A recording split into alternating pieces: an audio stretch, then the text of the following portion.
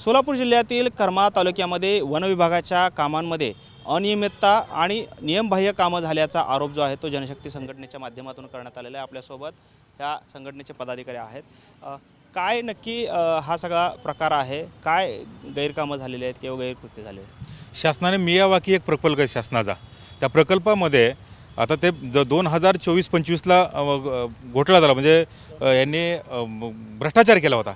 मी वारंवार कलेक्टर साहेबांना तक्रार केल्यामुळे त्यांनी 2024-25चा निधी कलेक्टर साहेबांनी म्हणजे जिल्हा निधीतून दिलेला नाही। त्यामुळे यांनी काय केलं की ऐन मार्च महिन्यामध्ये आपल्या राज्य शासनाच्या याच्याकडून निधी 3,69,00,000 रुपये निधी घेतला। पण तो कसा घेतला की मार्च महिन्यामध्ये 17 तारखेला यांनी 17 मार्च रोजी प्रस्ताव शासनाला पाठवला आणि 24 मार्चला शासन निर्णय झाला। मला सांगा 17 मार्चला जर हे प्रस्ताव पाठवतात तर 17 मार्च ते 31 मार्च एवढ्या दिवसामध्ये काम कसं होईल पूर्ण? मग त्यांनी काय केलं की हे पूर्ण बॅकडेट, हे पैसे पूर्ण भ्रष्टाचार करून त्यांना खिशात पैसे घालायचे होते, त्यामुळे त्यांनी हे प्रस्ताव हा मार्च महिन्यामध्ये पाठवला। कशा पद्धतीचा हा भ्रष्टाचार झाल्याचा आपला दावा आहे? कसा भ्रष्टाचार नक्की केलेला आहे? हे टोटल काम 3,69,00,000 रुपये, त्यापैकी मला वाटतं 1-1.5 कोटीच्या आसपास करमाळ्यातलं असेल काम। मग जर 10 लाखाच्या वरती जर असं शासन निर्णय की 10 लाखाच्या वरती जर काम असेल तर त्याची टेंडर करावं लागतं। पण त्यांनी कसल्याही प्रकारचं टेंडर केलं नाही। B1 केले ते पण बॅकडेटेडवरती। प्रस्ताव जर ते 17 मार्चला पाठवतात आणि B1 ते बॅकडेटेड डिसेंबर महिन्यामध्ये 2025मध्ये करतात। म्हणजे ह्याचा अर्थ काय आपल्याला कळत नाही का की ह्याचा अर्थ त्यांना टोटल हे पैसे खिशामध्ये घालायचे, शासनाची फसवणूक करायची आणि टोटल पैसे खिशामध्ये घालायचे होते। त्याप्रमाणे यांनी असा भ्रष्टाचार केलेला आहे। नियम काय सांगतोय या मियावाकी प्रकल्पाच्या संदर्भातला आणि तो कोणत्या कार्यक्षेत्रात होणं अपेक्षित आहे आणि तिथे तो झालेला आहे का?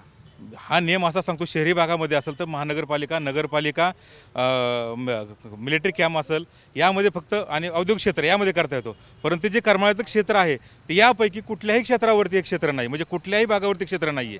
हा 236 जो गट नंबर करमाळ्यातील आहे वन विभागाचा, तो गट नंबर आहे या सर्व क्षेत्राच्या बाहेर, म्हणजे ते पण शासनाची दिशाभूल केली त्यांनी। ह्या म्हणजे हा 236 गट नंबर ह्या कुठल्या नगर परिषद आहे करमाळ्यामध्ये, नगर परिषदच्या अंडर हा गट नंबर येत नाही। त्याप्रकारे कुठली त्यांची परमिशन पण घेतली, नगर परिषदेचं त्यांनी पत्र पण घेतलेलं नाही आहे।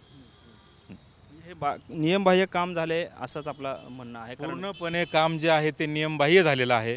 तर माझे आपणाकडून शासनाला अशी विनंती आहे की बाबा त्यांनी तात्काळ यावरती लक्ष घालून जे संबंधित अधिकारी पदाधिकारी असतील त्यांच्यावरती योग्य ती कारवाई करून त्यांना सस्पेंड बडतर्फ केलं पाहिजे।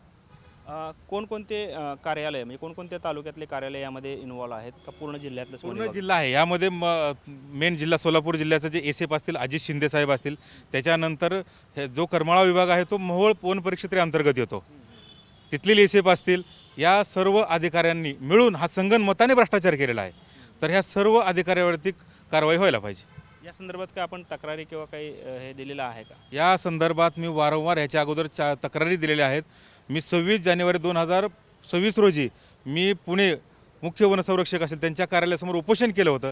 त्यांनी तशीच चौकशी समिती पण नेमली होती, पण कुठल्याही प्रकारचे आजपर्यंत 2 महिने उलटून गेले, कसल्याही प्रकारची चौकशी झालेली नाही। आपण पाहतोय खरं तर वन विभागाच्या या सर्व अनियमित कामांमुळे या ठिकाणी मोठ्या प्रमाणात भ्रष्टाचार झाल्याचा आरोप जो आहे तो जनशक्ती संघटनेच्या माध्यमातून केला जातो आहे आणि ज्या क्षेत्रात काम होणं अपेक्षित होतं तिथे न होता त्या क्षेत्राच्या बाहेर जे शासनाचे नियम आहेत या नियमबाह्य कामंसुद्धा केल्याचा दावा जो आहे तो जनशक्ती संघटनेने केल्याचा आपल्याला पाहायला मिळतो। कॅमेरामन विनोद हुमनाबादकरसह सागर सुरवसे, TV9 मराठी, सोलापूर।